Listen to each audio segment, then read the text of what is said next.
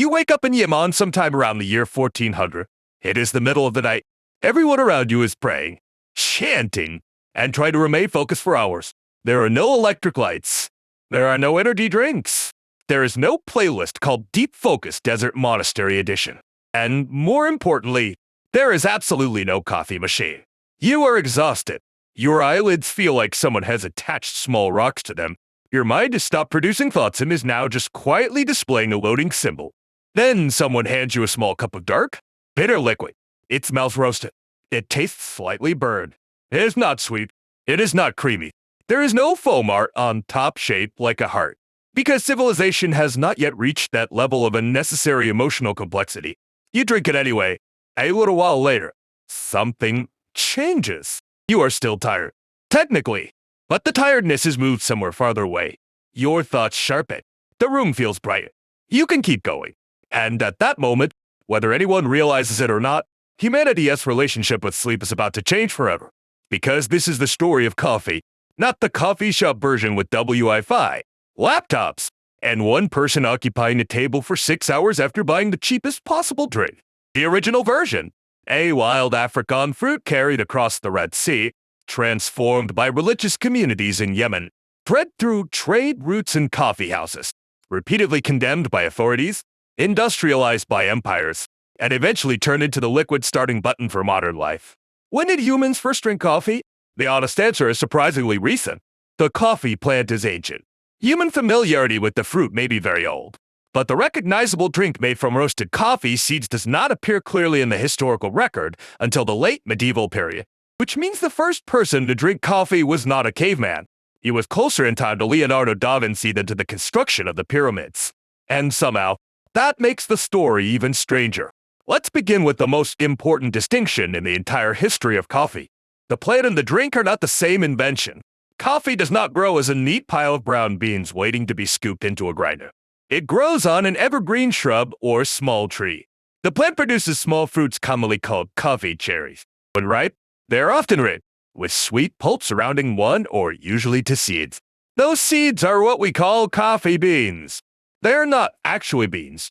Humanity looked at a fruit seed, called it a bean, burned it, crushed it, poured hot water over it, and then built a global civilization that becomes angry when the result arrives 5 minutes late. The best-known coffee species, Coffea arabica, is native to the highlands of Ethiopia and nearby parts of East Africa. Wild coffee plants grew in forests there long before anyone created the beverage we recognize today. People in Ethiopia may have eaten coffee cherries, crushed the fruit, mixed parts of the plant into food, or consumed it in other forms before brewed coffee appeared in written records. And that makes sense. If a bright red fruit grows in your environment, humans will eventually investigate it. We investigate everything. Some ancestor saw milk come out of an animal and decided to drink it. Someone else watched grain turn into bubbling alcohol and decided the correct response was not to run away, but to taste it. Compared with those decisions, eating a coffee cherry is almost responsible. But here is the problem. Eating coffee fruit is not the same as roasting the seeds, grinding them, and brewing a dark drink. That process requires several separate discoveries. First, someone has to realize the seeds contain something valuable. Then the seeds must be removed and dried. Then someone must discover that heating them creates a powerful aroma and transforms the flavor. Then the roasted seeds must be crushed. Then the powder must be combined with hot water. That is not one accident. That is a chain of experiments. Coffee, in other words, was not simply found. It was engineered. This is where the most famous coffee origin story enters the room, accompanied by several extremely energetic goats. According to the legend, an Ethiopian goat herder named Kaldi noticed that his animals became unusually lively after eating red berries from a particular tree. The goats jumped. They refused to sleep. They behaved, essentially, like goats who had discovered a nightclub. Kaldi tried the berries, felt the stimulating effect, and brought them to a monastery. In some versions, a monk threw the berries into a fire because he believed they were dangerous. The roasting fruit produced such an attractive smell that the monks changed their minds, crushed the roasted seeds, mixed them with hot water, accidentally invented coffee. It is a nearly perfect story. It has animals. It has fire. It has suspicious monks. It has a discovery caused by someone ignoring every reasonable warning sign. It is also almost certainly not a reliable account of what actually happened. The Kaldi story appears in sources written centuries after coffee drinking was already established. There is no contemporary evidence for a 9th century goat herder inventing the beverage. That does not mean every part of the legend is meaningless. Animals could easily have eaten coffee fruit. Humans could have observed them. People in Ethiopia almost certainly knew the plant long before the drink became historically visible in Yemen. But history has a habit of compressing long, complicated developments into one memorable person having one dramatic afternoon. Many unnamed people experimented with the plant over generations is accurate but difficult to put on a statue. Kaldi belongs to the mythology of coffee, not its confirmed beginning. The real story is less tidy and much more interesting. To find the earliest credible history of coffee as a brewed drink, we have to cross the Red Sea from Ethiopia to Yemen.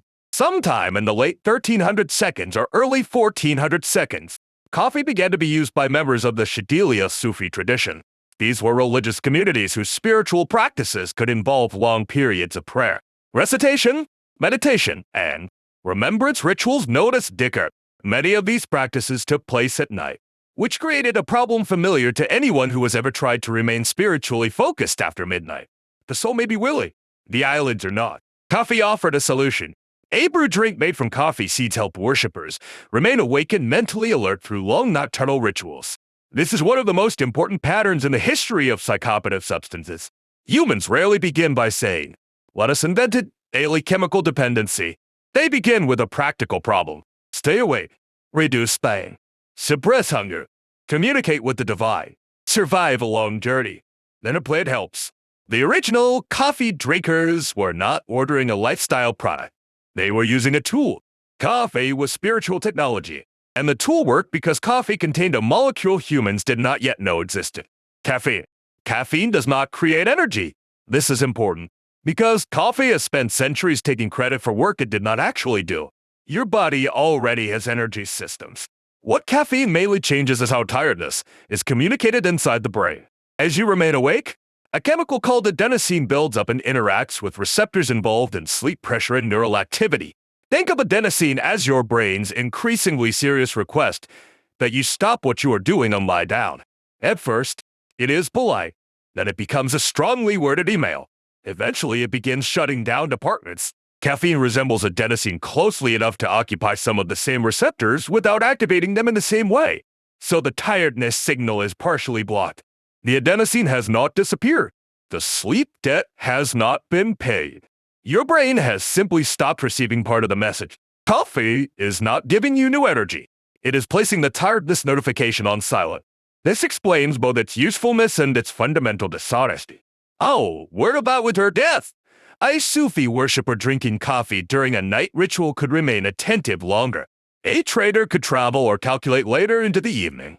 A scholar could read. A worker could continue. The drink did not change the amount of time in the day. It changed how much of that time people could mentally occupy. That is an extraordinary power. Before widespread artificial lighting, human activity was heavily structured by daylight. Fire and oil lamps extended the night, but the mind still became tired. Coffee helped turn the night into usable social and intellectual time. Not perfectly, not without consequences, but enough to matter. Coffee's early religious use also created a fascinating debate. Was it food? Was it medicine? Was it a drug? Was it intoxicating? Was it permitted? These questions sound modern, but people asked versions of them almost immediately. Coffee changed mood, attention, and wake signals. That made some authorities suspicious. But unlike alcohol, coffee generally sharpened awareness rather than clouding it. It did not make people stumble through the street, confess love to furniture, or challenge a horse to a fight. It allowed them to stay awake and talk. And politically, the talking became the dangerous part. Coffee moved quickly beyond religious circles. Pilgrims, traders, scholars, officials, craftspeople, and ordinary urban residents adopted it. Trade and pilgrimage routes carried coffee from Yemen into Mecca, Cairo, Damascus, and other cities of the Middle East. By the early 1500 seconds, it had reached Istanbul, and by the early 1600 seconds, it was known across a vast region stretching from North Africa toward India. This was fast, not internet fast, but extremely fast for a product that had to cross deserts and seas on animals and wooden ships. Coffee spread because its effect was immediate and understandable. You did not need a scientific explanation. You drank it. Then you were less sleepy. That is an extremely effective marketing demonstration. And then coffee did something more important than keeping individuals awake. It created new rooms for awake people to meet each other. Coffee houses became a major feature of urban life. People gathered to drink, exchange news, listen to stories and music, conduct business, play games, debate politics, and discuss religion. The drink was stimulating. The room was even more stimulating. Imagine a society where most information moves slowly through official announcements, religious institutions, markets, travelers, and personal networks. Now place dozens of alert people in one room every day and give them a reason to remain there for hours. You have not just created a cafe. You have created an information machine. One merchant hears that a ship has arrived. A traveler describes a distant war. A poet performs something insulting about a local official. Two strangers argue about theology. Someone in the corner loses money at a board game and claims the game is corrupt. Civilization advances. Coffee houses mixed people who might not normally have shared the same social space. Information moved more freely. Reputation could be built or destroyed. Political jokes traveled. Business relationships formed. This made coffee houses profitable. It also made them deeply alarming to anyone whose job depended on controlling what people said. Calls to suppress coffee or coffee houses appeared as early as 1511 in Mecca and later in cities including Cairo, Damascus, and Istanbul. The official arguments vary. Some question whether coffee was religiously acceptable. Some objected to gambling, performance, or disorder. Political leaders worried about gatherings where people could criticize authority. The problem was not that coffee made people unconscious. The problem was that it kept them conscious together. Authorities tried to ban it. People kept drinking it. This became a recurring pattern in coffee history. The government says the new substance is dangerous. The public says yes. But we already bought a special cup. Religious and political opposition gradually weakened. Coffee itself was widely accepted as permissible. And governments discovered something states have discovered repeatedly throughout history. A popular habit becomes much easier to tolerate once it produces tax revenue. Coffee houses survived because they were useful, profitable, and socially difficult to remove. Coffee became part of hospitality, business, religious life, mourning, celebration, and everyday conversation. The bitter night drink had escaped the monastery. It now belonged to the city, and the city changed around it. The name traveled too.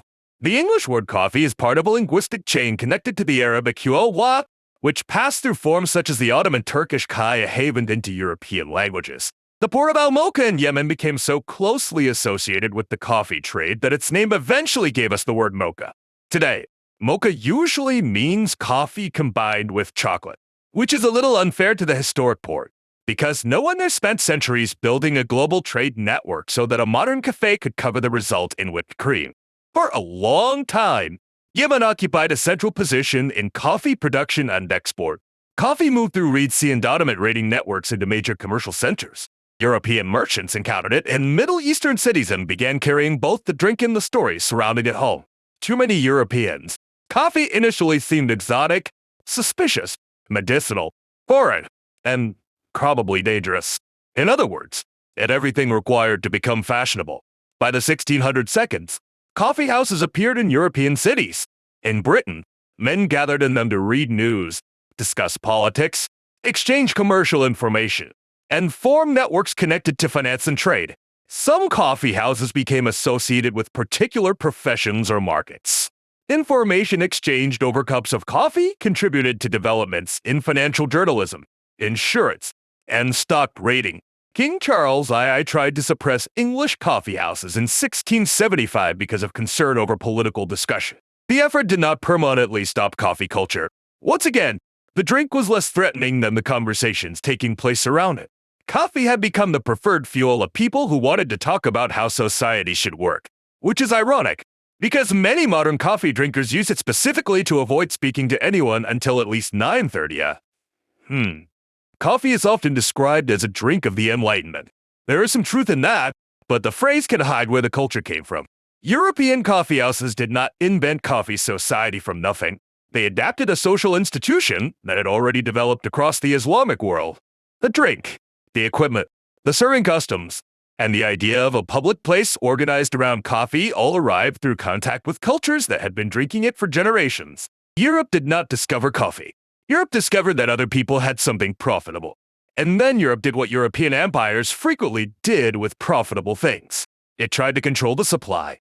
For a time, Yemen's position gave it an enormous influence. But European raiding powers wanted coffee trees grown in territories they control. Seeds and plants moved from Yemen and India to Java under Dutch colonial rule. Coffee plants were carried into European botanical gardens and then transported across Atlantic colonial networks. A very small number of Arabica lineages, especially those later known as Typica and Bourbon, spread through Asia, the Caribbean, and Latin America. The modern global coffee industry grew from this narrow movement of plants. It also grew through coercion. Coffee plantations in colonial territories relied heavily on exploited labor, including enslaved people. The pleasant modern image of coffee, the warm cup, the quiet morning, the friendly cafes, it's on top of a history that also includes empire, land seizure, forced labor, and brutal plantation systems. This is another recurring transformation in the history of human stimulants. A local plant begins as food, medicine, or ritual. A community develops knowledge around it. Trade increases. Then an empire realizes millions of people want it. At that point, the plant stops being only a cultural practice. It becomes a commodity. And commodities have a way of hiding the people who produce them. By the time coffee became globally available, it had acquired multiple identities. For some people, it remained a ritual of hospitality. For others, it was a marker of status. For merchants, it was a product. For governments, it was taxable revenue. For workers, it became a way to extend attention and productivity. For writers, politicians, and scholars, it was a social excuse to gather. For millions of people today, it is the only thing standing between civilization and a very unpleasant morning. But this brings us to the question underneath the history. Why did coffee become so difficult to give up? Caffeine can produce tolerance. With repeated use, the same amount may feel less powerful. People may begin drinking coffee not simply to feel more alert than normal, but to avoid feeling worse without it. Upping regular caffeine use can produce symptoms such as headaches, irritability, tiredness, and reduced energy. This does not make coffee identical to nicotine, alcohol, or opioids. Those substances have different mechanisms, risks, and patterns of addiction. But caffeine can create real physical dependence. And because coffee is legal, socially accepted, affordable, and built into everyday routines, that dependence often becomes culturally invisible. No one stages an intervention because you had a second espresso. They may quietly judge you after the sixth. The power of coffee is not only chemical. It is behavioral. You wake up and make coffee. You meet someone for coffee. You take a break with coffee. You work beside coffee. The smell becomes associated with morning, safety, productivity, conversation, and identity. The cup is not just delivering caffeine. It is delivering a routine, and routines can be harder to abandon than molecules. There is something almost perfect about the path coffee took.